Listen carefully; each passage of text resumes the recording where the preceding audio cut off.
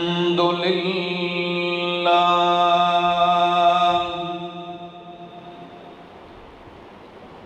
الحمد لله رب العالمين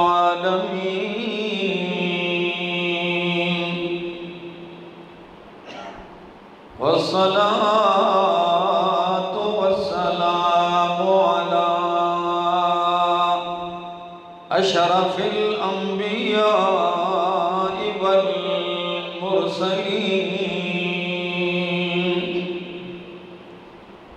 وعلى آله وأصحابه أجمعين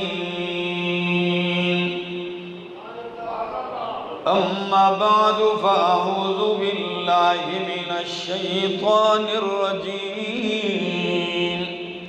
بسم الله الرحمن الرحيم وقضى ربك ألا تعبدوا إلا إياه وبالوالدين إحسانا وقال تعالى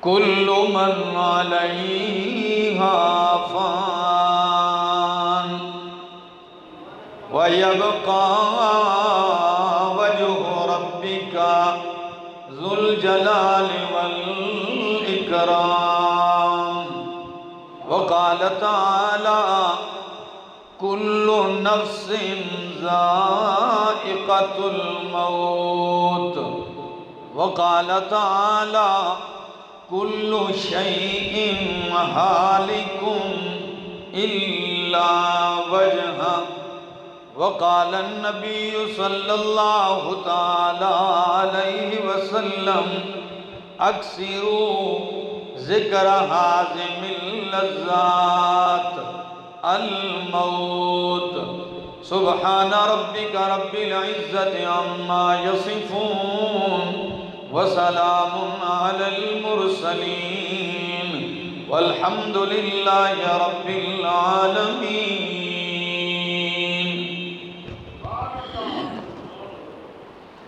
انتہائی قابل عزت، قابل احترام، ذی قدر بزرگوں، بھائیوں، عزیزوں، نوجوان ساتھیوں، السلام علیکم.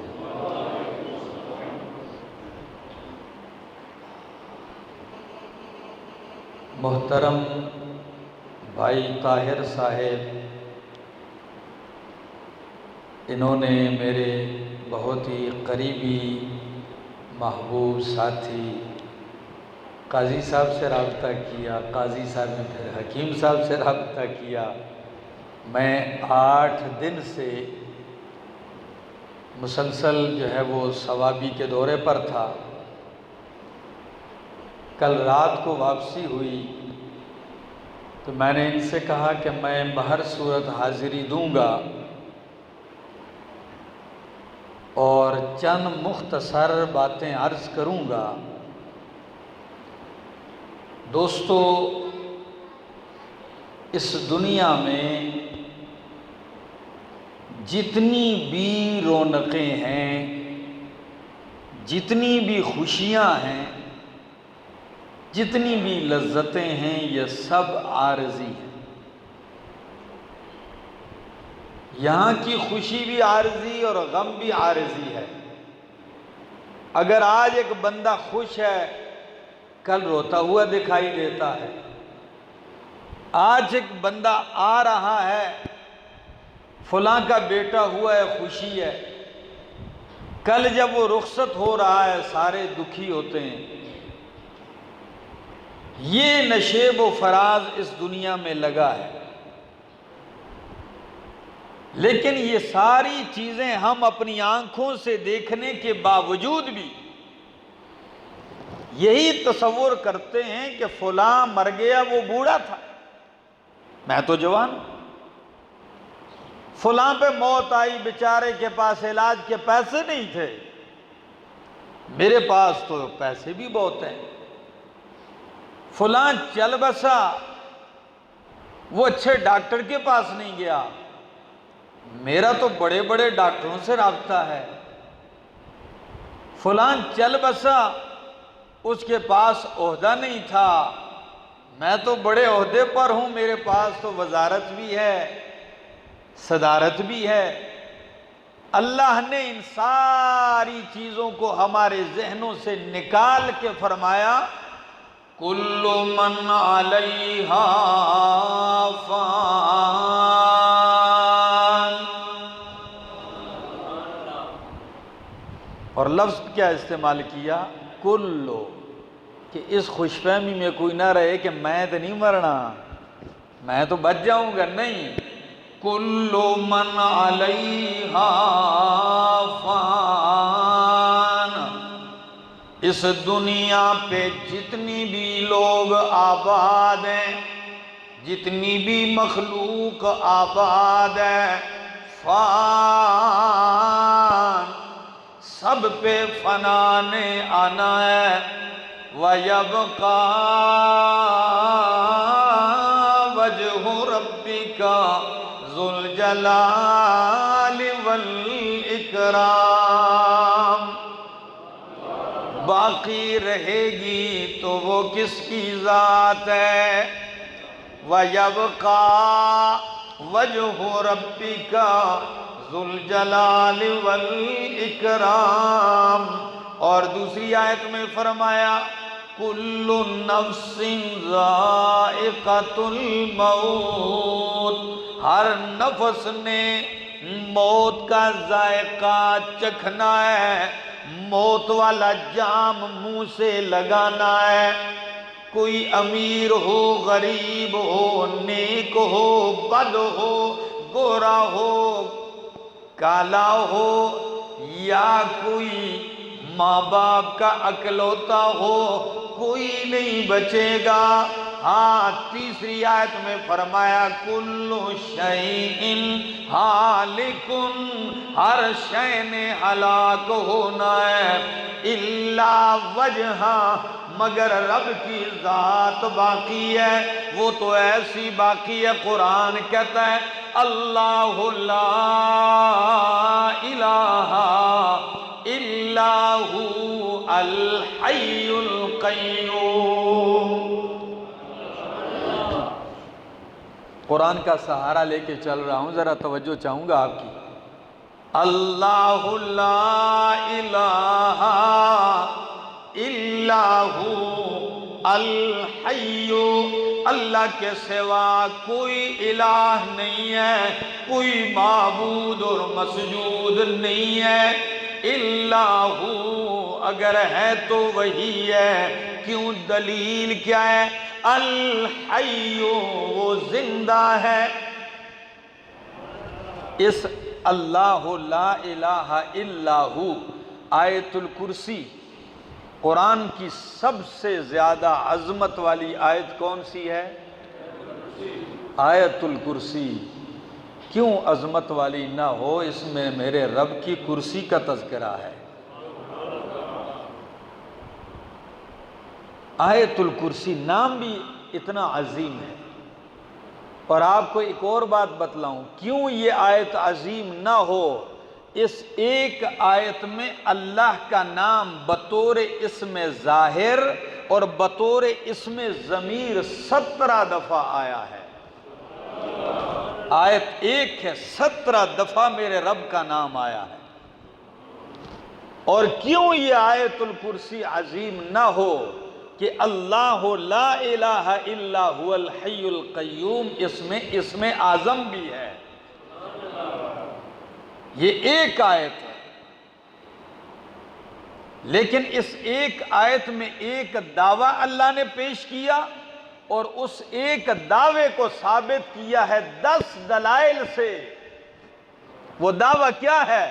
وہ دعویٰ یہ ہے اللہ لا الہ الا ہو، کہ اللہ کے سوا کوئی معبود، کوئی الہ نہیں ہے۔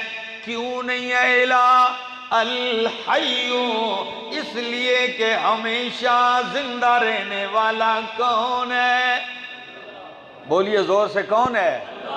اللہ ہے الحی۔ آپ کہیں گے زندہ تو میں بھی ہوں، زندے تو آپ بھی ہیں، ہم پہلے زندہ نہیں تھے اب زندہ ہیں، کل پتہ نہیں زندہ ہوں گے یا نہیں، ہم پہ موت آئے گی، لیکن رب ہمیشہ سے زندہ ہے اور ہمیشہ زندہ رہے گا، خود زندہ ہے، دوسروں کو زندگیاں دینے والا ہے، القیوم، خود قائم ہے، دوسروں کو قیام دینے والا ہے۔ عجیب دعویٰ اور عجیب دلائل۔ الحی، اللہ زندہ ہے، کیسا زندہ ہے؟ قرآن دوسرے مقام پہ کہتا ہے وَتَوَكَّلْ عَلَى الْحَيِّ الَّذِي لَا يَمُوتُ، اگر بھروسہ کرنا ہے، توکل کرنا ہے، اس زندہ پہ کرو جس پہ کبھی موت نہیں آئے گی، موت تو درکنار۔ آیت الکرسی کہتی ہے لا تأخذہ سنۃ ولا نوم، نہ اسے اونگ آتی ہے نہ اسے نیند آتی ہے، اور ہری پور والوں، کالو پنڈ والوں، جس پہ اونگ آ جائے، جس پہ نیند آ جائے، وہ الہ نہیں ہوتا، اس لیے فرمایا اللہ لا الہ الا ہو۔ تو بات کر رہا تھا کہ رب کے سوا کوئی نہیں بچے گا، موت کا جام پیے گا، یہ منہ سے لگائے گا، تو جب مرنا ہے تو مرنے کے لیے تیاری بھی کرنی ہے، تیاری بھی کرنی ہے۔ میں بھائی طاہر صاحب سے کہتا ہوں کہ دنیا میں غم بہت ہوتے ہیں، لیکن والد کی موت کمر توڑ دیتی ہے۔ والد کی موت بندے کو ایسا کر دیتی ہے جیسے بندہ بے سہارا سا ہو گیا، چھتری چھت سر کے اوپر سے ہٹ گئی، اور بندہ جتنی بھی عمر ہو، چاہے 50 سال کا ہو، لیکن ماں باپ زندہ ہو، بندہ اپنے آپ کو چھوٹا سمجھتا ہے، بندہ اپنے آپ کو اس وقت تک بچہ ہی سمجھتا ہے۔ کیوں؟ اس کو بیٹا کہنے والا موجود ہوتا ہے، اس کو بچوں کہنے والا زندہ ہوتا ہے، تو بندہ اپنے آپ کو بچہ ہی سمجھتا ہے، لیکن جب یہ سایہ بندے کے سر سے ٹل جاتا ہے نا، یہ اس وقت پتہ چلتا ہے جس دن چاہے باپ بوڑھا ہو، کھا بھی خود نہ سکتا ہو، چاہے باپ اتنا کمزور ہو چل بھی خود نہ سکتا ہو، صرف چارپائی پہ پڑا ہے، بندے کو ایک حوصلہ رہتا ہے، اور وہ چارپائی پہ پڑا والد بھی اگر چل بستا ہے نا، تو بندہ یوں سمجھتا ہے کہ میں آج بے سہارا ہو گیا۔ قدر کیجئے ان رشتوں کی، یہ وہ رشتہ ہے کہ میں نے آپ لوگوں کے سامنے قرآن کریم کی ایک آیت تلاوت کی ہے، سورت کا نام ہے سورت بنی اسرائیل، آیت نمبر ہے 12، آیت 22 ہے۔ اللہ کا قرآن کیا کہتا ہے، ذرا اس آیت پہ غور کیجئے کہ اللہ نے والدین کا مرتبہ کس نمبر پہ رکھا ہے۔ فرمایا وَقَضَىٰ رَبُّكَ أَلَّا تَعْبُدُوا إِلَّا إِيَّاهُ، 15واں پارہ ہے، آپ گھروں میں جا کے دیکھ لینا، دوسرا رکوع ہے۔ وَقَضَىٰ رَبُّكَ، تیرے رب نے فیصلہ کر دیا، وَقَضَىٰ رَبُّكَ، تیرے رب نے حکم جاری کر دیا، وہ فیصلہ کیا ہے؟ اللہ تعبدوا الا ایاہ، کہ بندگی نہ کرو، عبادت نہ کرو الا ایاہو، مگر اسی کی، یہ پہلا حکم ہے۔ یا اللہ دوسرا حکم کیا ہے؟ فرمایا وَبِالْوَالِدَيْنِ إِحْسَانًا، رب کی توحید کے بعد، عبادت کے بعد فرمایا اپنے والدین کے ساتھ احسان کرو۔ لوگوں وَبِالْوَالِدَيْنِ إِحْسَانًا، والدین کے ساتھ احسان کرو۔ ہری پور والو آپ احسان سمجھیں گے نہیں جب تک کہ میں اس کی وضاحت نہ کروں۔ احسان کے دو مرتبے ہیں۔ کتنے؟ دو مرتبے ہیں۔ ایک احسان اللہ کے ساتھ۔ آپ تھوڑے سے پریشان ہوں گے کہ اللہ کے ساتھ احسان، اس کا کیا مطلب؟ بخاری کتاب الایمان حدیث جبریل ہے، مسجد کے اندر اللہ کے محبوب بیٹھے ہوئے ہیں صلی اللہ تعالی علیہ وسلم، صحابہ کرام کی مجلس لگی ہے، اچانک ایک بندہ آیا، مجمع چیرتے چیرتے پاس آیا اور اللہ کے محبوب صلی اللہ علیہ وسلم کے زانوؤں کے سامنے یوں زانو ٹیک کے بیٹھ گیا، زانوؤں سے زانو ملا کے بیٹھ گیا اور پوچھنا شروع کر دیا۔ صحابہ بھی حیران ہے کہ اس علاقے کا بندہ تو نہیں ہے، حد درجہ سیاہ گھنے بال، حد درجہ سفید کپڑے، اور علاقے کا بندہ بھی نہیں، اور دور سے آنے والے آدمی کے اوپر سفر کے آثار ہوتے ہیں، تو سفر کے کوئی آثار بھی نہیں ہے، بالکل تازہ ستھرا اور ایسا جیسے بندہ کہتا ہے کہ ابھی یہ غسل کر کے آیا ہے، بیٹھا، پہچان بھی کسی کو نہیں، پوچھ رہا ہے کون تھا؟ جبریل تھا صلی اللہ علیہ السلام۔ جبریل آیا، کہنے لگا اللہ کے پیغمبر صلی اللہ علیہ وسلم اسلام کیا ہے؟ نبی کریم علیہ السلام نے اسلام بتایا، فرمایا ایمان کیا ہے؟ ایمان بتلایا، پھر فرمایا مل احسان، احسان کیا ہے؟ تو فرمایا احسان یہ ہے ان تعبد اللہ کأنک تراہ فإن لم تکن تراہ فإنہ یراک، کہ اللہ کی عبادت ایسے کیا کر گویا کہ تو اللہ کو دیکھ رہا ہے۔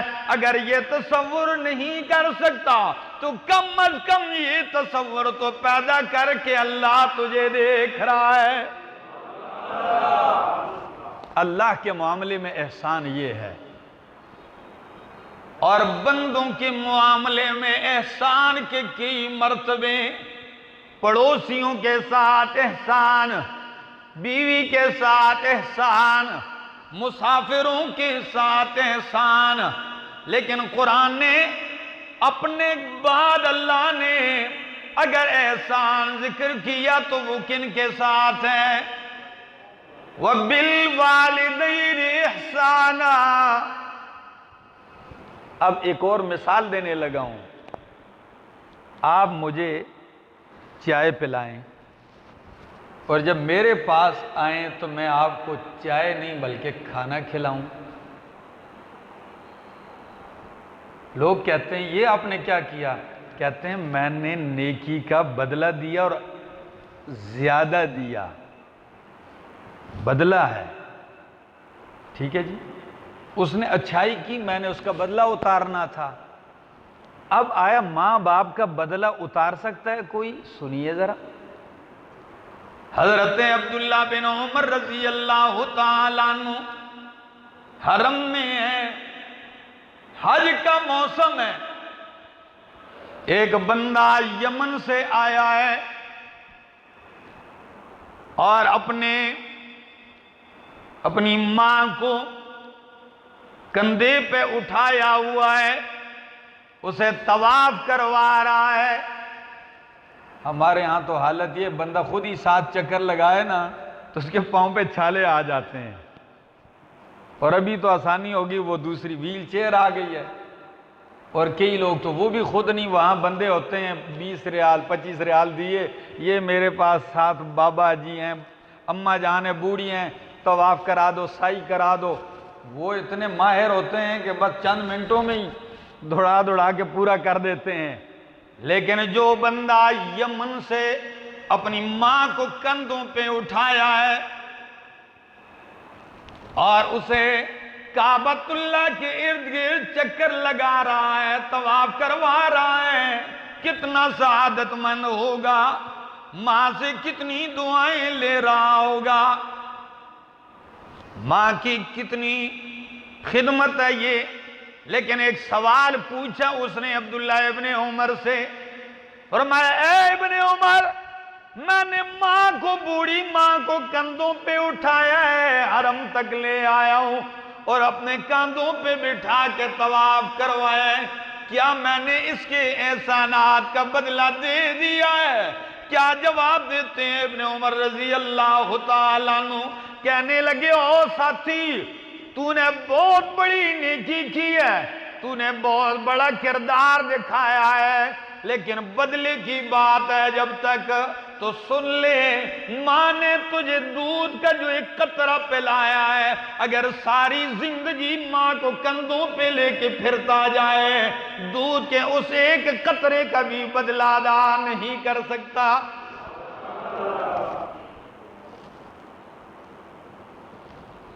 تو ہری پور والوں، کالو پنڈ والوں،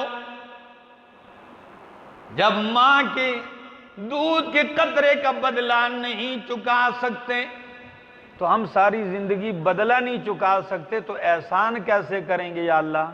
حکم بدلے کا نہیں آیا، حکم کس کا آیا ہے؟ اور احسان کہتے ہیں کہ بدلے سے زائد کرو. کیا؟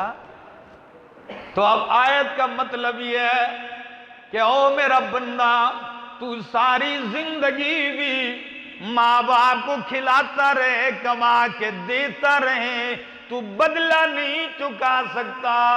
احسان کا مرتبہ تو بعد میں آنے والا ہے. تیرے ذہن میں یہ خیال نہ آئے کہ میں نے والدین کے اوپر کہیں احسان کر دیا ہے اور آکڑ کے کھڑا ہو جائے، جی میں کماتا رہا اور یہ کھاتے رہے. نہ، تو بدلہ نہیں دے سکتا. وَبِالْوَالِدَيْنِ إِحْسَانًا. یقین کیجئے کاش آج میرے پاس وقت ہوتا اور میں آپ کو ذرا قرآن کریم کے اندر سیر کرواتا، ماں باپ کیا چیز ہیں، کون سی نعمت ہیں. پتہ ہے ماں کی قدر کس کو ہوتی ہے؟ ایک جھلک بتانے لگا ہوں. ایک صحابی رسول ہیں، مجلس لگی ہوئی ہے، کہتے ہیں میں نے سید الانبیاء، امام الانبیاء، محمد الرسول اللہ صلی اللہ تعالی علیہ وسلم بیٹھے ہوئے ہیں. اچانک دیکھتا ہوں ایک خاتون آئی، ایک عورت بڑھیا آئی. جو ہی بڑھیا مجلس میں آئی، ہم دیکھتے ہیں اللہ کے محبوب صلی اللہ علیہ وسلم کھڑے ہو گئے. اللہ کے پاک پیغمبر صلی اللہ علیہ وسلم کھڑے ہو گئے اور اپنی چادر مبارک، اپنی لنگی مبارک، یہ کوئی معمولی چادر نہیں ہے میرا دوست، یہ تو وہ چادر ہے جب آپ کے کندھوں پہ آتی ہے تو رب کا قرآن کہتا ہے یا ایھا المزمل، اور چادر اوڑھنے والے میرے محبوب پیغمبر، اور کمبل اوڑھنے والے میرے محبوب پیغمبر، یا ایھا المزمل، وہی چادر آپ نے بچھائی. ہم حیران ہیں کہ آپ اپنی معطر، مطہر، مقدس، معلی، مجلی، مزکہ چادر بچھا رہے ہیں. کس کے لیے بچھا رہے ہیں؟ کہتے ہیں جو ہی وہ عورت بڑی آئی، آپ فوراً استقبال میں آگے بڑھتے ہیں، انہیں اپنی چادر پہ بٹھا رہے ہیں۔ صحابہ نے پوچھا یا رسول اللہ، یہ شان والی عورت کون ہے جس کے لیے اللہ کے محبوب صلی اللہ علیہ وسلم نے اپنی مقدس چادر بچھائیں؟ نبی کریم نے فرمایا، او لوگو، یہ عورت معمولی عورت نہیں، یہ حلیمہ سعدیہ ہے جس نے مجھے دودھ پلایا ہے، یہ میری رضائی ماں ہے۔ کبھی کبھی سوچتا ہوں، حیران رہ جاتا ہوں، یہ میری وہ اماں ہے جس نے مجھے دودھ پلایا ہے۔ کالو پنڈ والوں، جس نے دودھ پلایا اس کی شان اتنی ہے، تو جس ماں نے 11 مہینے اپنے پیٹ میں اٹھائے رکھا، جس ماں نے جنا ہے، اس کی شان کا کیا عالم ہوگا، اس کے حقوق کا کتنا تذکرہ ہوگا۔ یہ میرے پاک پیغمبر صلی اللہ علیہ وسلم نے آپ کو بتلا دیا۔ لوگو، جب دودھ پلانے والی ماں کی شان کا میں اتنا خیال رکھتا ہوں تو جس ماں سے پیدا ہوا ہوں اس کا احترام میرے دل میں کتنا ہوگا۔ اور ہمارے ہاں ہم اپنا زور بتاتے ہی ماں باپ کو ہیں، جی میں تکڑا ہو گیا۔ ہم اپنی دلیری دکھاتے کس کو ہیں؟ ماں باپ کو دکھاتے ہیں، طاقت دکھاتے ہیں۔ قرآن کیا کہتا ہے ذرا غور کیجیے۔ فرمایا اِمَّا يَبْلُغَنَّ عِندَكَ الْكِبَرَ أَحَدُهُمَا أَوْ كِلَاهُمَا، اگر ماں باپ میں سے کوئی ایک یا دونوں بڑھاپے کو پہنچ جائیں،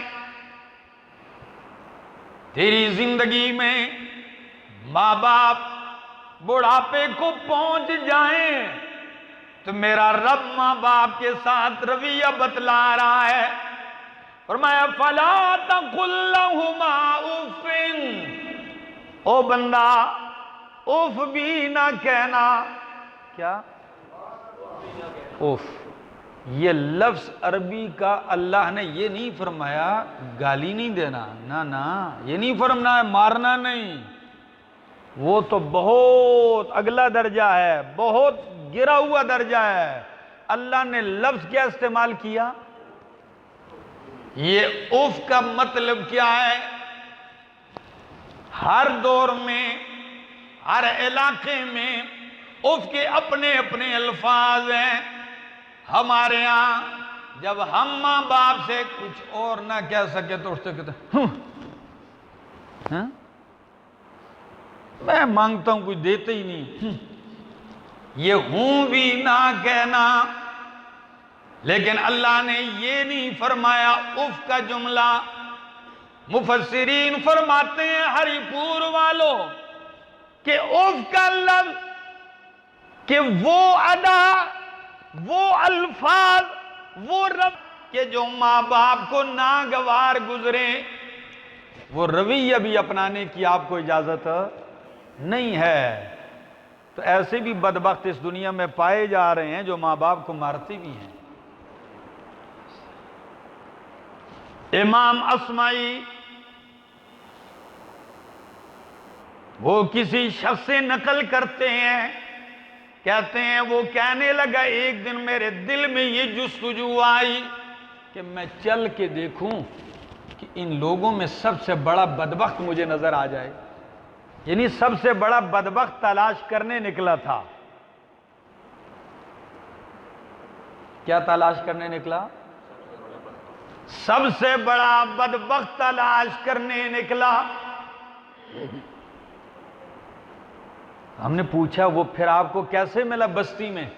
کہنے لگا بس پوچھتا گیا۔ کہتے ہیں اس جستجو میں جا رہا ہوں کہ اچانک سامنے سے دیکھ رہا ہوں ایک سفید ریش بوڑھا ہے، بالکل اس کے بال سفید ہو چکے ہیں، اور وہ کنویں سے ڈول نکال رہا ہے، وہ ڈول نکال رہا ہے جو اونٹ کھینچتا ہے. تو اونٹ کے ساتھ پہلے وہ ڈول کی رسی باندھ دیتے اور اونٹ کو چھوڑ دیتے، تو اونٹ آگے چلتا، جیسے ہی وہ اپنی جگہ پہنچتا ڈول اوپر آ جاتا. تو میں دیکھ رہا ہوں کہ وہی ڈول جو اونٹ کھینچا کرتا ہے آج ایک سفید ریچھ کھینچ رہا ہے. اس پہ تعجب نہیں، تعجب اس سے اگلی بات کہ اس بوڑھے کے پیچھے ایک نوجوان آ رہا ہے، اور وہ نوجوان کے ہاتھ میں کوڑا ہے چمڑے کا، وہ بوڑھے کو مار بھی رہا ہے، منہ سے بدتمیزی بھی کر رہا ہے اور مار بھی رہا ہے. جب میں نے اس کی کمر کو دیکھا، اس کی ساری کمر زخمی ہو چکی ہے. بس مجھے آگ لگ گئی. میں نے کہا او بدبخت انسان، او شقی، کیا اس بوڑھے انسان کے لیے یہ کافی نہیں ہے کہ وہ اونٹ کا بوجھ کھینچ رہا ہے؟ اور اوپر بدبخت انسان، یہ تیرا ملازم ہوگا، کیا ہوگا، تو اس کو مار بھی رہا ہے. وہ جوان مجھے کہنے لگا خاموش ہو جاؤ، یہ بوڑھا بھی ہے لیکن یہ ساتھ میرا والد بھی ہے. کہتا ان ساری چیزوں کے باوجود یہ میرا والد بھی ہے. جب یہ کہا تو میں نے فوراً اسے کہا اللہ تجھ پہ رحم کبھی نہ کرے، اللہ تجھ پہ کبھی بھی کرم نہ کرے بدبخت انسان. وہ کہنے لگا ٹھہر جائیے، اتنی جلدی نہ کر بدعا دینے میں. کہنے لگا جس طرح یہ میں اسے مار کے لے جا رہا ہوں، میں چھوٹا تھا یہ اپنے والد کو لے جایا کرتا تھا، اور اس کا والد اس کے دادا کو ایسے ہی لے جایا کرتا تھا. تو میرا دادا اپنے والد کے ساتھ ایسے کرتا تھا، تو میرا ابا دادا کے ساتھ ایسے کرتا تھا. آج میں اس کے ساتھ کر رہا ہوں، کل میرا بیٹا ایسے ہی کرے گا. دوستو کچھ سزائیں ایسی ہیں گناہ کہ ان کی سزائیں اللہ آخرت میں دیتا ہے، لیکن ماں باپ کے ساتھ زیادتی کی سزا آخرت میں تو ہوگی، دنیا میں بھی اللہ دے دیتا ہے. اس دن پنجاب کے ایک قاری تھے، بڑی خوبصورت تلاوت کرتے ہیں، بہترین قرآن پڑھتے ہیں. میں نے ان کا ایک انٹرویو دیکھا، قرآن بھی پڑھتے ہیں اور اللہ نے مال سے بھی نوازا ہے، بڑے امیر کبیر ہیں. تو اس سے کسی نے پوچھا آپ اتنی دنیا گھومے ہیں، کیا نظارے پائے، دولت کا راز؟ کہنے لگے میں نے بڑے امیر دیکھے ہیں، شرابی بھی امیر دیکھے ہیں، بد کردار بھی امیر دیکھے ہیں، بڑے بڑے جرائم والے، لیکن میں نے ماں باپ کا نافرمان کبھی امیر نہیں دیکھا ہے. ان کا ایک تجربہ تھا. تو بندہ ماں باپ کو ٹھکرا کے دولت حاصل کر لے، جی ماں باپ گلے پڑ کے میں کما رہا ہوں انہی پہ لگتا ہے، ابا بیمار ہے بس کماتا ہوں انہی پہ لگتا ہے. میرا دوست یہ تصور نہ کر، تو گوشت کا ایک لوتھڑا تھا، ان کی جھولی میں پل پل کے جوان ہوا. آج اگر باپ بوڑھا ہو کے ہڈیوں کا ایک ڈھانچہ ہو کے تیری جھولی میں آ گیا ہے تو اس کے احسان کا بدلہ اس رویے سے نہ دے. دوستو خاص کر جوانوں، اگر ہیں ماں باپ تو قدر کر لیجیے،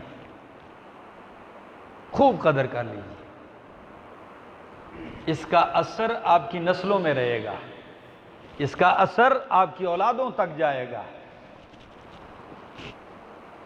اور اگر آج یہ دن آپ گنوا بیٹھے، ملتے رہو گے تلیاں. ایک دوست ہیں یورپ میں ہوتے ہیں، اس دن مجھ سے رابطہ کیا، مالٹا جا رہے تھے، وہاں ایک ملک ہے مالٹا، کہتے میں وہاں جا رہا ہوں، راستے میں مجھے کہنے لگے آپ کا ایک بیان میں نے سنا ہے صوبہ سندھ کا والدین کے حقوق کے متعلق. کہتے ہیں سارے سفر پہ میں روتا رہا ہوں اور نمبر لے کے آپ کو کال کر کے آپ کو یہ وعدہ دلاتا ہوں کہ آپ یہ نہ سمجھے کہ آپ کی محنت ضائع ہے. میں آج سے عہد کرتا ہوں کہ میں آج کے بعد کبھی بھی ماں باپ کو نہیں پریشان کروں گا۔ اس نے فون بند کیا، میں نے کہا بھائی میرا کام تو بن گیا ہے، کسی کا کام ہو نہ ہو میرا کام ہو گیا۔